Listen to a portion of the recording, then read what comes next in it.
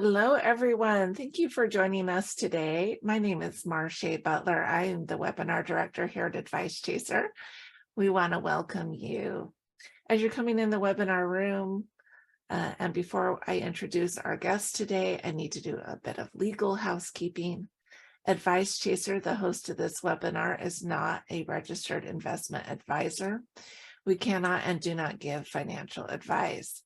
Today's presentation is for educational purposes only and cannot be considered advice for any person's individual situation.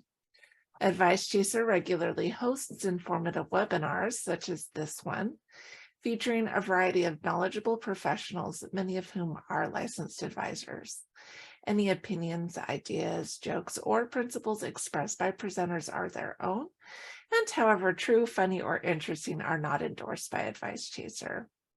Please do not act on the information you hear today without consulting a qualified financial professional. Well, we are thrilled to bring you today's educational presentation. Attendees are muted, but we do encourage you to ask questions using the chat box. So let me go ahead and make sure that you can chat with us. All right, that is turned on. The presenter will answer those queries during or after the webinar today as appropriate. If you ask a question in the chat box, go ahead and leave your phone number as well. And if we can't get to your question during today's event, we'll make sure someone reaches out to you after the webinar. We want this experience to be as educational as possible. So again, please don't hesitate to ask for clarification or expansion of the material. I'd love to introduce you to our presenter today. Let me get his picture up. Will Smith is the owner of Innovative Financial Solutions, which provides holistic financial planning focused on helping clients identify, clarify, and simplify the process of achieving their life goals and that which is important to them through intentional engagement, systematic implementation, and results-focused planning of their financial resources. Will is also the author of the book, Money Ain't the Problem, What We Do With It Is, How to Live My Best Financial Life. And Will, we've been preparing for this one and really excited to have you back. And we're going to turn the time over to you. Thank you, Marsha. And as always, I am excited to be a part of this webinar series. And today's topic is really one that's pretty dear to me because I'm just that type of a person where I believe in the importance of systems.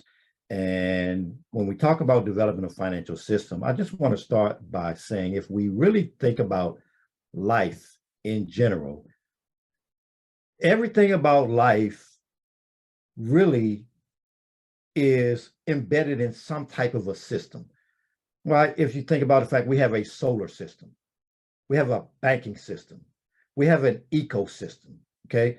We have our bodies have systems, a nervous system, right? A respiratory system, right?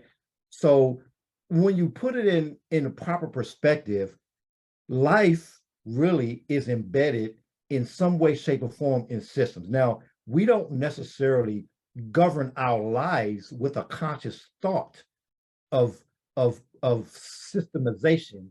But the reality is, we have a highway transportation system, right? I mean, I can go on and on. And so the most effective way to live life is to live it in a system.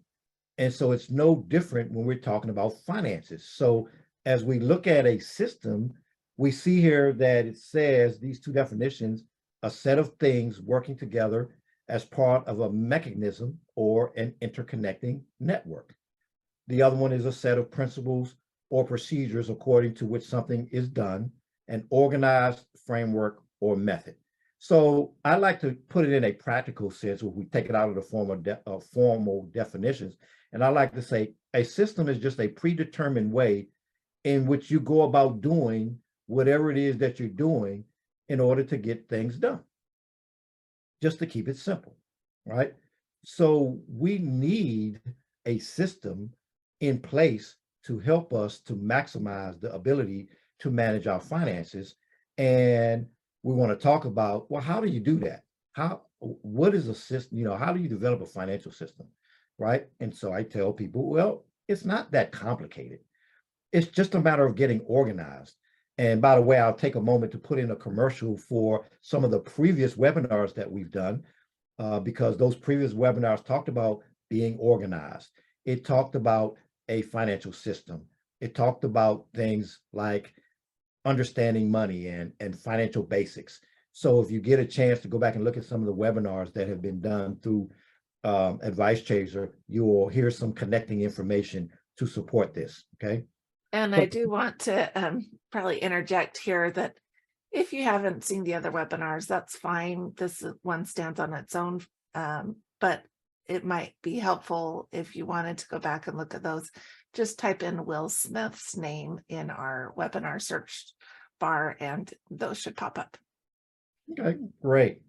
So as we talk about developing a financial system, one of the things that you have to do is you have to determine your income. And this may sound pretty simple, but as we get to going into this, you'll see it's probably not as simple as you may have thought. You, of course, have to have goals, because if you don't have any goals, then what are you doing? What you're doing for? You have to have priorities because life is going to always, hit us with a million things. And we have to, a part of being organized is having priorities. Everything can't necessarily be done at the same time. So something has to have some level of priority over other things. And then, of course, there has to be a plan of action created in order to get this done. And so this is going to require things like discipline, right? Being obedient to the things that have been set up. So all of these things come into play when we're talking about developing a financial system. So let's get to the first step in developing a financial system, which is understanding what your income is and understanding the difference between your earnings and your income. If you don't understand the difference, then what you are probably doing, as is the case with most of the people that I work with as a financial professional, they make decisions based on earnings and not based on what their income is. And thus, it causes them to get into situations where the amount of money that they actually have available to work with is not accurate because they've already accounted for it or they didn't account for it based on other things that are already been committed. So when we make decisions on our earnings, oftentimes, more often than not, we live in debt or payday to payday because we don't adequately plan for the future because we always think we have more money than we actually do. Okay. So let's look at this in a little bit more detail when we talk about earnings versus income or just understanding what our income is. If you earn a certain amount of money, you can go to the next slide, Michelle. If you earn a certain amount of money, okay, you also have to take into consideration that you pay taxes on that money. And that taxes, if you work for an employer, is taken out before you get the money. So we have to take into account that that money is being taken out before it even comes into our possession. So if I am a person who makes $102,000 a year and I'm getting ready to go buy a car and they ask me, how much money do you make? I can't really operate off of $102,000 as a thought process because the reality is $102,000 doesn't come into my possession. Okay. Same thing with the 81. So we have to go through a process to help us to get a good understanding of this. So if we look at the next slide, we'll take this out a little bit further and we'll break this down to a situation where now, if you're looking at, okay, I have a mortgage payment, I have utilities, I have health insurance and life insurance that I'm paying for, I have car insurance, I have to put gas in my car to go to work, I need groceries because I have to eat to live, I have maybe some student loans, some credit card debt, maybe auto loans. And so the combination of all those things are also money that's already obligated to go out to someone else that I can't incorporate into what I have available to spend. Okay. We're talking about car notes and my recreation and entertainment. And so by the time I add all of these things into the equation, that $102,000 of salary that I had, that doesn't represent what my actual income is, because my definition, and you may have not heard this from anyone else, and you may never hear it from anyone else, but my definition of income is that which comes in that does not have to go back out. If it has to go back out, it's not coming in, it's passing through. If you signed a promissory note for a mortgage, and that mortgage is $3,915 a month, that money already belongs to the mortgage company. So the fact that your employer pays it to you doesn't make it yours. You are a steward that's responsible to make sure that it gets to the mortgage company, because if you don't get it to the mortgage company, guess what they're going to do? They're going to come after it or take your house from you. So when we look at this, we need to understand how to think about the money that comes into our possession. If it's obligated or required to go out before it comes in, it's not income because it doesn't belong to you. It's money you have already legally signed over to somebody else. Okay. The main reason why the IRS requires employers to take the taxes out of the paychecks for the millions and millions and millions and millions of Americans who work is because we're not disciplined to pay our taxes out of our earnings. And if the IRS didn't require employers to take it out, it would be a nightmare for them to try to collect the taxes that are needed to pave the roads, to provide disaster relief, to fix bridges, to pay the military and all of the other things that the tax dollars serve to take care of, right? So once we kind of understand this, it helps us to understand that what I have to work with is a significantly different number in most cases than the number that's identified on my paycheck. So to effectively and accurately make plans and to set goals and to achieve those plans and goals, we have to have the ability to accurately understand how much money I actually have to work with as it relates to my situation. So the ultimate goal, as far as I'm concerned, is not to be wealthy or rich, because that's a relative expression. If you live in the United States, compared to people who live in other countries, you're rich already. You're very rich. Matter of fact, if you live in certain places in the United States, you're rich compared to other people who live in other areas in the United States, right? Like I just take the DC metropolitan area, for example. The average salary in the DC metropolitan area is somewhere in the neighborhood of $90,000. Okay, maybe a little more, a little less, but the last time I looked at it, somewhere around about $90,000. Well, if you go to some small rural towns in the United States where the average salary is $40,000, that's a huge difference. So rich and wealthy is a relative term. There's no exact number that defines when you're rich or wealthy versus not. So what I like to use is an expression of financial independence. And financial independence is a much more powerful position to be in, because as I define it, it's the ability to be in a position where you can sustain your quality of life. And that doesn't mean, your quality of life is defined in any specific way. It means however you define your quality of life. If your quality of life is traveling every weekend, if your quality of life is to sit around on the beach and in Florida during retirement and hang out on the beach every day and play beach ball and, wiggle your toes in the sand, that's your quality of life.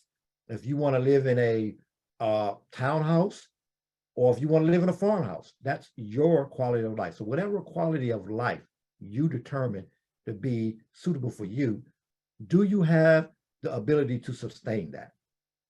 And can you endure the unexpected and unplanned crises of life? Because those things will happen. Can you meet your financial obligations without the need for a job or some charitable support from friends, family, or other charitable organizations? Can you sustain all of that with the situation that you have in place? And if you can, then that's a position of financial independence. If you can achieve that, you're in a much better position than the perceived position of wealthy or rich. And it doesn't mean that a person who's financially independent is not wealthy. It just means that, I'll give you a specific example. I know a person who, a couple, as a matter of fact, who started investing in real estate many, many, many years back. They reached a place where the amount of revenue coming in from their real estate was somewhere in the neighborhood of $10,000 a month. Okay. Now, in the grand scheme of things, a person who makes $100,000 a year is not considered rich, not in the normal perception that we have. But they're very financially independent. They have no debt. They can travel when they want to. They have some assets. Those assets are probably worth a considerable amount of money, but it's in brick and mortar. So if you have a building that's worth $450,000, well, you can't go to the building, push a button, and get $20,000 or $20 out of it. You would have to sell that asset, right? So that in itself doesn't necessarily put you in a position where you can sustain your quality of life, because once you sell the asset, then it's a different story. But they had this revenue coming in without the assets having to be liquidated, which put them in a financially independent position.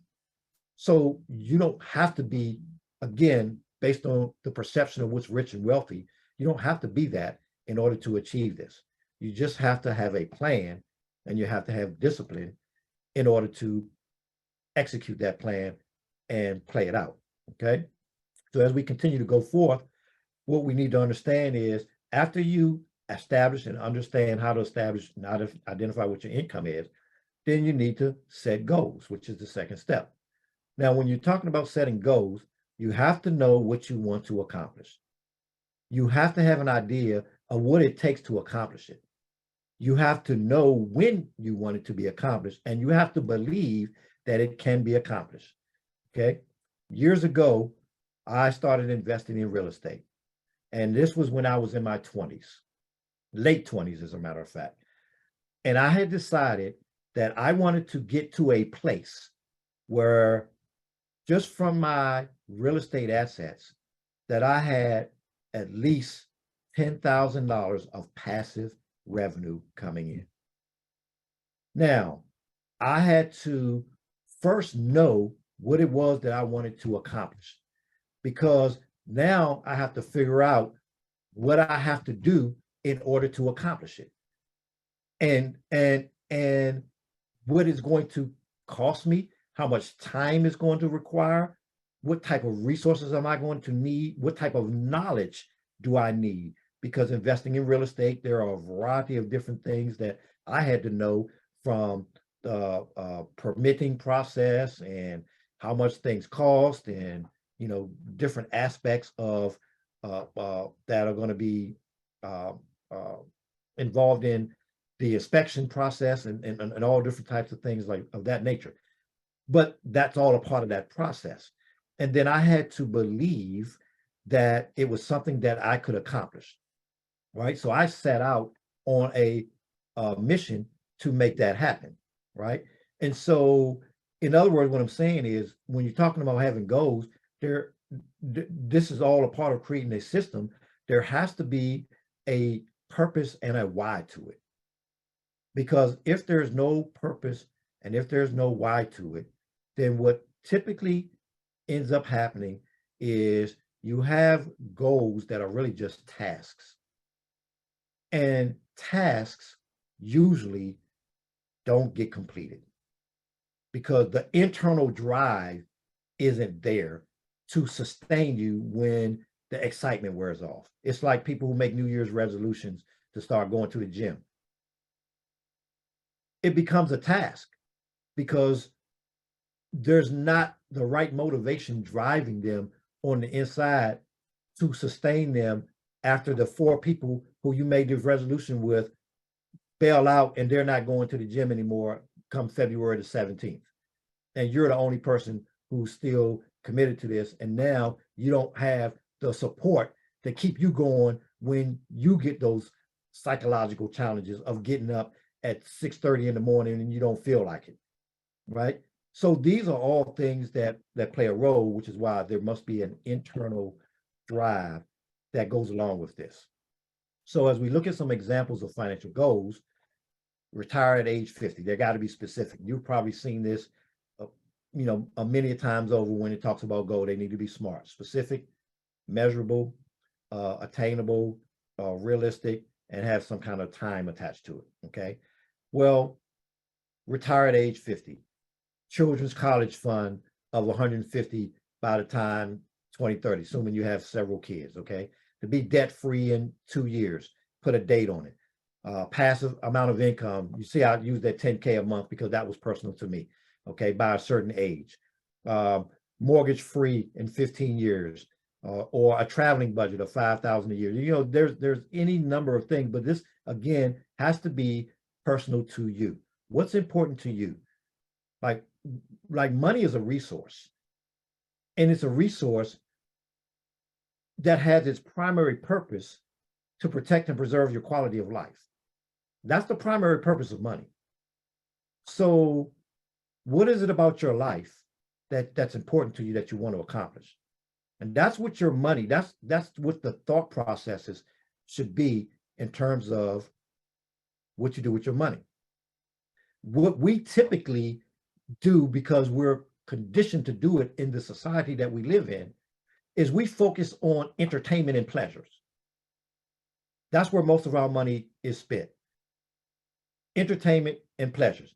Now, if anyone doesn't think that that's accurate, then I'm just going to give you some quick things to think about. Think about how much an actor earns. Think about how much a professional athlete earns. Think about how much a musician or a singer earns. And you think about how much the president of the United States earns. Think about how much our senators and political figures, think about how much a police officer or a doctor or a brain surgeon earns. Now you take the best brain surgeon in the world and he doesn't earn as much as the average professional athlete. I'm not even talking about the superstars. Okay. There's ESPN analysts that make $14 million a year. So if we don't think that the society that we live in puts more of an emphasis on entertainment, recreation, and pleasure, we're fooling ourselves. The amount of money that gets spent in those industries is by far collectively the largest concentration of where we spend our money as people. So we have to understand this, because I can't remember a scenario where I've asked someone who's in their 60s or 70s, who's not where they would like to be from a financial perspective.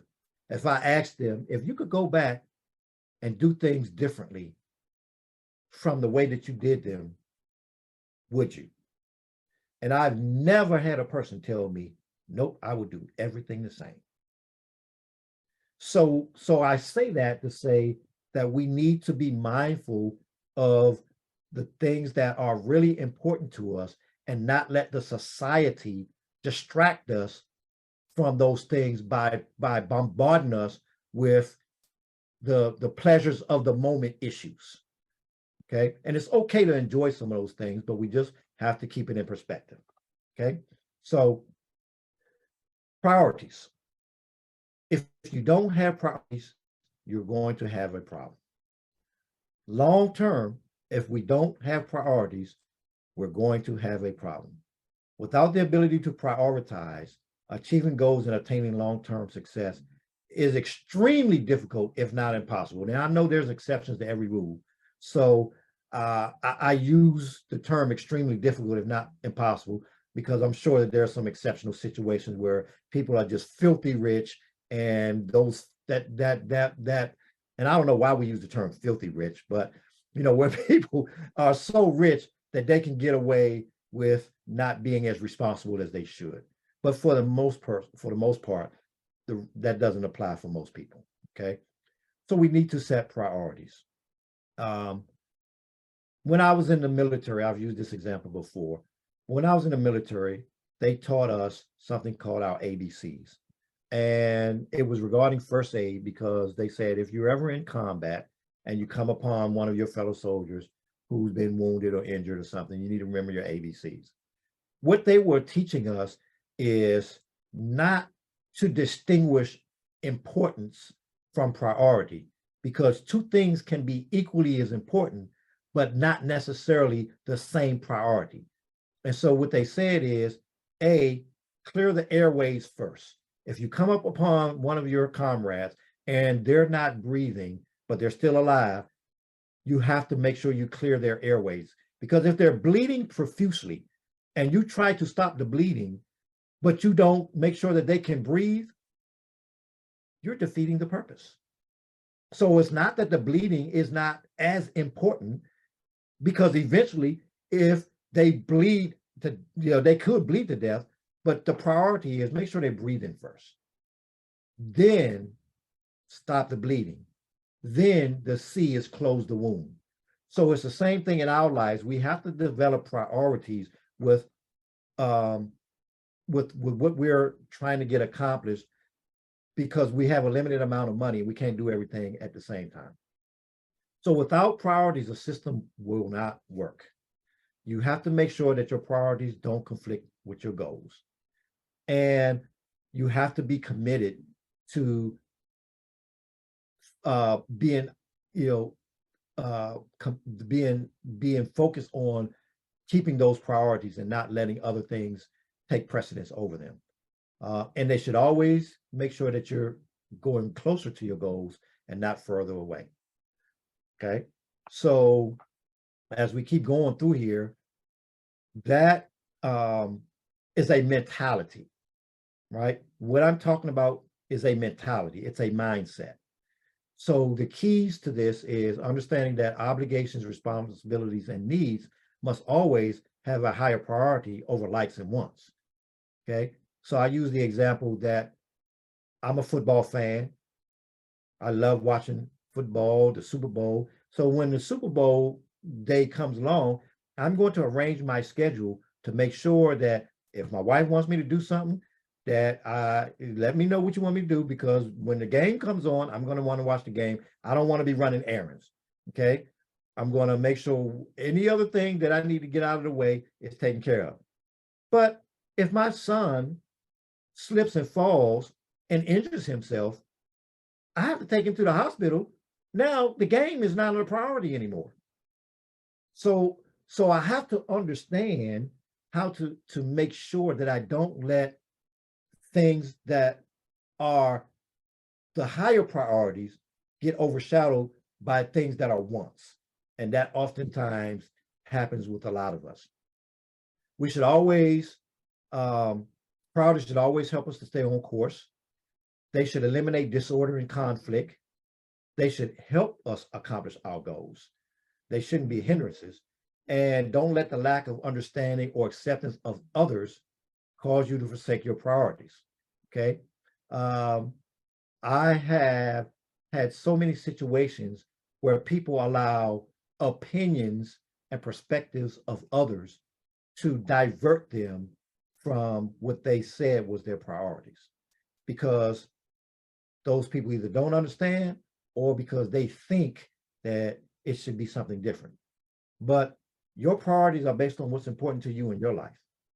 And it's one thing to get counsel for someone to advise you that what you're doing maybe is not being done the most effective way. That's one thing. It's another thing where someone says, oh, well, you don't need to do that. So don't let that happen, because if a person is not used to doing something that you're being told to do, they're typically or many times not going to understand it. And that should not be a obstacle to your success. We know that life is going to throw curveballs at us. That's just the way life is. I mean, look at the pandemic. You know, that's probably the biggest curveball that most of us has experienced in a long time. Okay. But these are the realities of life. So when these situations require, we may have to make adjustments in our planning, but that shouldn't change our priorities. Okay. So priorities cause you to be resourceful in figuring out a way to get things done in the midst of distractions. It finds you a way to keep going. My original intent when I set out a goal to have a $10,000 passive income stream was to do it through residential real estate. And then the recession came. And the bottom dropped out of real estate. And that created a problem. And after I recovered, I had to figure out a way to continue with achieving that goal. And I ended up pivoting to commercial real estate, and I had no intention on doing that. So the reason why I was able to do that is because my drive and my motivation and my priorities allowed me to stay focused enough to be resourceful so that I can figure out a way to get what I wanted to get accomplished. Okay. So a plan will enable you to get back on track and resume pursuing your goals while creating a greater focus on achievement, even if it means that there has to be some adjustments in the completion date, right? My original goal was for what I wanted to happen around 2012, 13. It didn't happen then because I was still trying to recover from the recession. But it didn't stop me from pursuing the goal and ultimately achieving that goal. And that's what it's going to require. You can go ahead. That's what it's going to require in order for us to succeed. And so the fourth thing that we need to do is we actually need to create a plan. So we need to understand what our income is. That starts the first step. We need to set goals. That's the second step. Just to recap, we need to establish priorities. Okay, that's the third one. And then we need to have an actual plan. This is all a part of the system. Okay, that plan should be mapped out in such a way that supports every aspect of what you're trying to get done regarding your financial goals. Okay, so living life or trying to achieve financial independence without a plan is like trying to find a treasure without a map. You know that it exists. The treasure exists. Financial independence exists. Even if you wanted to be wealthy, it exists. But if you don't have a plan, you're clueless because you don't have a way of knowing how to get there. So the plan is critical, right? So as we keep going through here, when we talk about a plan, we have to understand what we have to work with. You have to know your limitations. You have to know your strength. You have to know your weaknesses. Okay. You may need to get help for certain things because there may be things that you need to help you to succeed that are not a part of your strength. So get help. You need to allocate and account for all of your money. All of your money should be allocated, even your pocket money. So I have a process when I help people to get their budgets together and get organized and create a plan. I was like, okay, we're going to allocate all of your money and including your pocket money. So we know that if you spent $14,000 this year on pocket money, we know that it was spent on pocket money. right? Now, what is pocket money? That's hanging out with your friends, going bowling. You wanted some new power tools. You wanted to take a ski trip. Okay, well, that's fine. There's nothing wrong with that. But you need to know that out of this boat of money that you had, this amount of money of it was spent on pocket money. And what is pocket money? Pocket money is your personal discretionary spending that you're doing on you. This is me money, okay, to pamper me, to help me keep my sanity.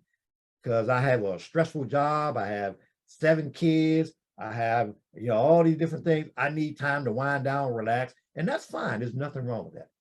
But I should know where my money is going. Establish the who, what, when, where, why, and how.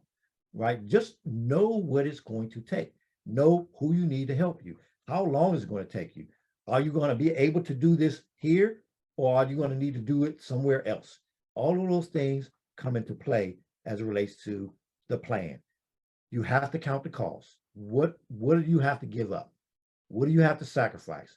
What is it going to cost you emotionally? Like, what is it? Like, I started doing a podcast, a video, and the time for me to do this was on the weekend. So I knew that one of the costs of doing this was that I was going to have to give up time on the weekend that I otherwise would prefer to be doing something else, right? So say count costs, understand things like that. Understand what kind of impact it may have on your family, depending on what the situation is, okay? But these are all a part of creating a plan. Eliminate and remove obstacles. Plan and schedule everything and keep track of your activity, so that you can know what you're doing, when you're doing it, what kind of changes you need to make, what kind of adjustments, what worked, what didn't work. This is all a part of the process. And this is, again, this is nothing new. This is what multi-billion-dollar organizations do to stay successful. This is what sports teams do. If any of you all watch sports, this is what happened last night between Golden State Warriors and the Lakers, right? They made adjustments to figure out how to continue being successful. So at your level, you need to be able to do the same thing, right? So as we see here, an example, goal, save $5,000 by that particular date. What's the motivation? I need a reliable car, and I don't want a car note for the next 4 years. Okay, what's the action steps? I will have to have $200 per pay period sent to a designated savings account. So it's going to a place where I don't put my hands on it. Okay, so they can build up in order for me to have that accomplished. Commitments and sacrifice. I'll take my lunch to work. I'll carpool 3 times a week. I'll reduce my eating out to once a month instead of once a week. Okay, I'll stop going to the movies because I'm spending $40 every time I go to the movies. Okay, so I'm going to stop doing that for maybe a period of time in order to get this done, because again, when we're talking about achieving goals, we have a limited amount of money. And if we have a limited amount of money, that means we got to give up something. So you have to decide what's most important to you, right? So this is all a part of that process. As we keep going through here, on the next slide, what you want to understand is that no matter what kind of a plan you put in place, if you're not willing to do the work, the plan's not going to work. It's really just that simple. The fastest race car ever built will never win a race if there's no driver willing to use its power. So you have to be willing to use what you have, and you have to be willing to put in the work, right? You can learn everything necessary to achieve financial independence, but it won't happen if you don't take the information and put it to work. Now, here's where I like to put in a plug for using professionals. And this is not true just for the financial industry. This is true, period.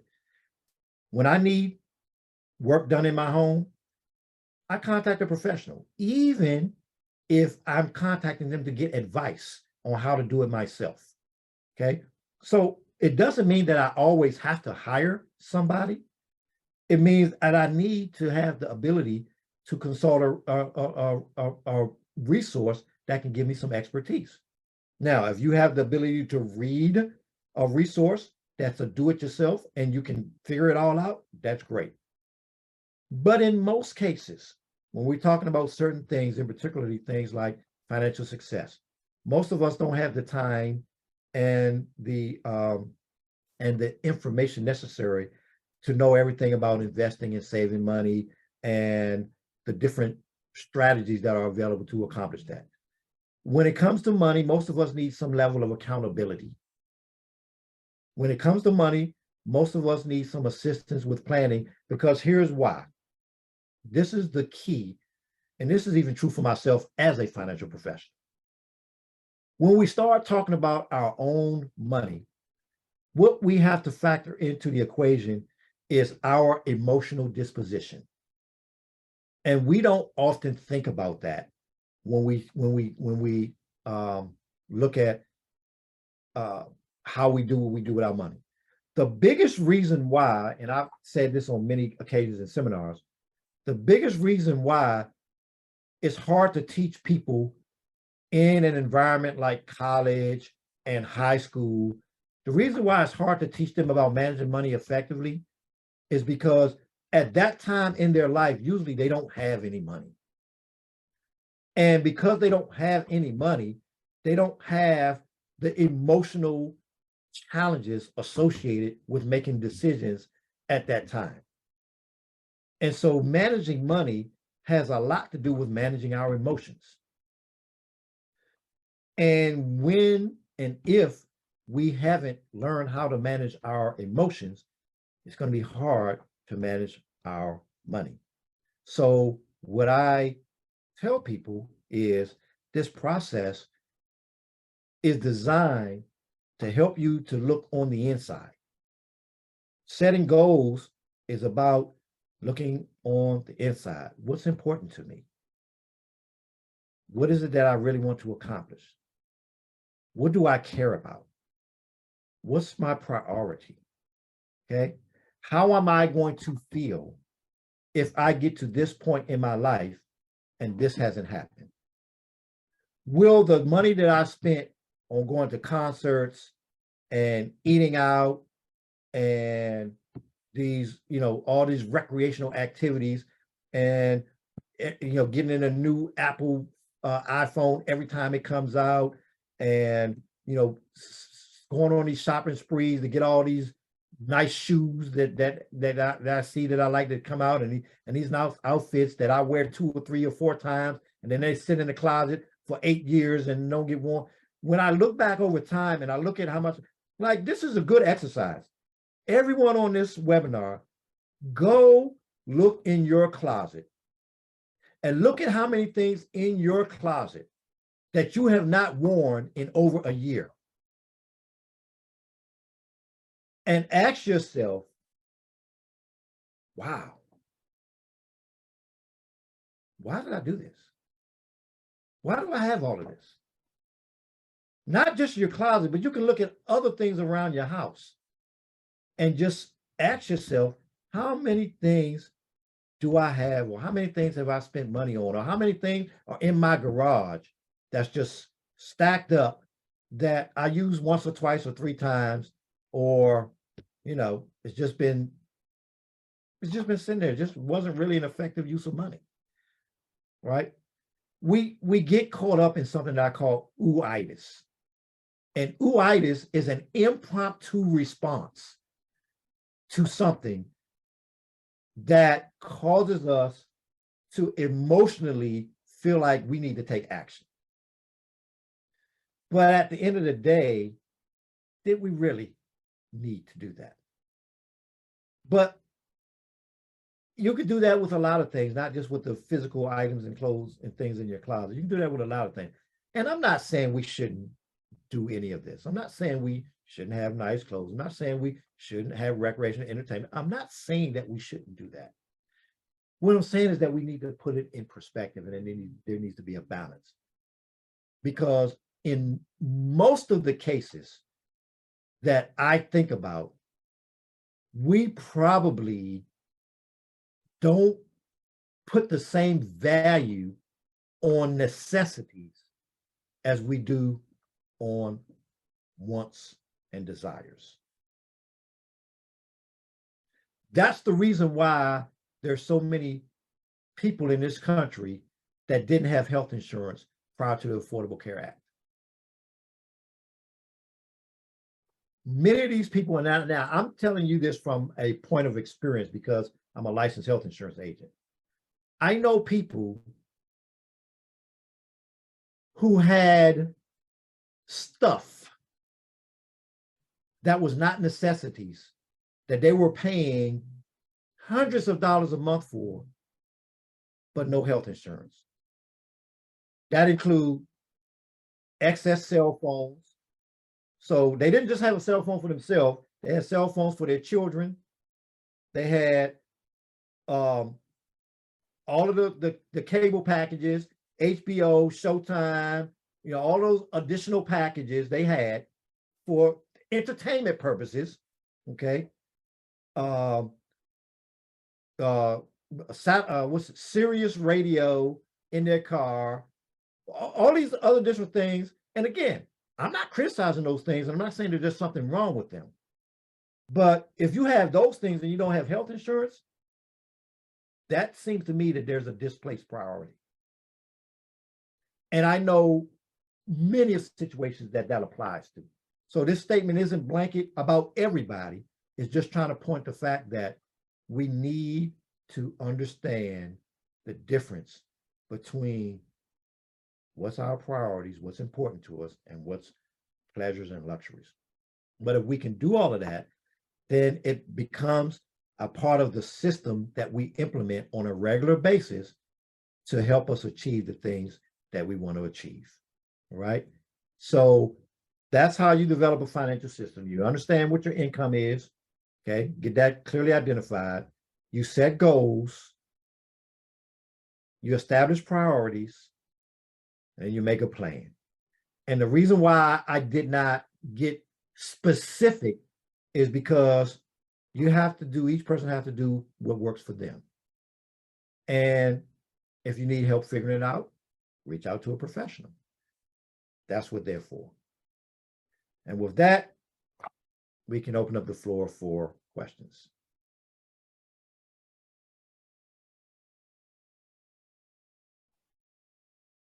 All right. Sorry, I had to find my mute button there. Okay, no problem. All right, so let's go ahead and open up the floor for questions. I do have one or two to start with here. Can you review those steps again for your system? And I can pop up the slide. Uh-oh. There we go. Yeah, they wanted you to review those steps. Yeah, so determine your income. As I said, the amount of money that's paid to you on your paycheck is not your income. Okay.